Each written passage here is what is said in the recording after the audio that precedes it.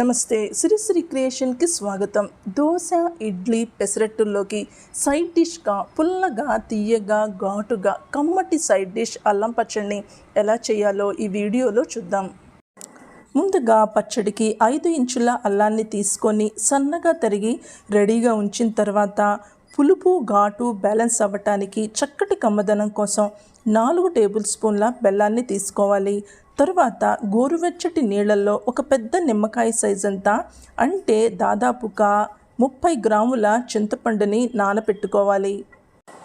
ఇలాగా నానపెట్టిన తర్వాత పచ్చడికి పోపు రెడీ చేసుకోవాలండి. ఒక బాండీ పెట్టి ఇందులో నూనె వేసుకోవాలి. ఈ పచ్చడికి నూనె కొంచెం ఎక్కువే పడుతుందండి. ఒక 4 టేబుల్ స్పూన్ల నూనెను వేస్తున్నాను. పోపు వేగిస్తున్నప్పుడు ఫ్లేమ్ని పూర్తిగా లో హీట్లో పెట్టి వేగించాలి.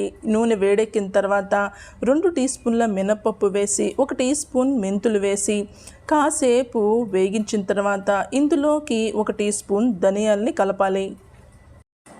ధనియాల్ని కలిపి కొన్ని సెకండ్ల పాటు వేగించిన తర్వాత ఇందులోకి 1 టీ స్పూన్ ఆవాలను కలపాలి. ఆవాలు వేగుతుండగానే 1 టీ స్పూన్ జీలకర్ర వేసి వేగించాలి. ఇవి వేగుతుండగానే ఒక 20 ఎండుమిరపకాయలను ఇందులో కలుపుతున్నానండి.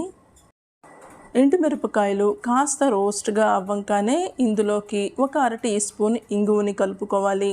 ఇంగువని కలిపి వెంటనే ఫ్లేమ్ ఆఫ్ చేసేసుకోవాలి. ఫ్లేమ్ ఆఫ్ చేసిన తర్వాత ఈ వేడి మీద కాసేపు వేగించి పోపు చల్లారిన తర్వాత గ్రైండ్ చేసుకోవాలి. ఇప్పుడు చల్లారిన పోపుని గ్రైండ్ చేసుకోవాలండి. ఒక మిక్సీ జార్లో ఈ పోపునంతా వేసి మెత్తగా పౌడర్ చేసుకోవాలి. ఇలాగా పౌడర్ అయిపోయిన తర్వాత ఇందులోకి తగినంత ఉప్పును కలుపుకోవాలి. ఉప్పును కలిపిన తర్వాత ముందు నానబెట్టిన చింతపండుని ఇందులో కలిపి కాస్త చింతపండు రసాన్ని కూడా ఇందులో కలుపుకోవాలి. ఇలాగ రసం కలిపిన తర్వాత ముక్కలు చేసిన అల్లం ముక్కల్ని కలిపి బెల్లాన్ని కూడా కలుపుకోవాలి. వీటన్నిటినీ కలిపి మెత్తగా గ్రైండ్ చేసుకోవాలి.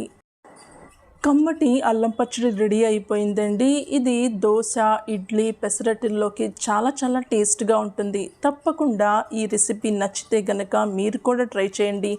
20 రోజుల పాటు నిల్వ ఉంటుందండి ఈ పచ్చడి. ఈ రెసిపీ మీకు నచ్చితే ఛానల్ని లైక్ చేయండి, షేర్ చేయండి, సబ్స్క్రైబ్ చేసుకోండి. మళ్ళీ ఒక సరికొత్త రెసిపీతో మీ ముందుంటా. అంతవరకు సెలవు. నమస్కారం.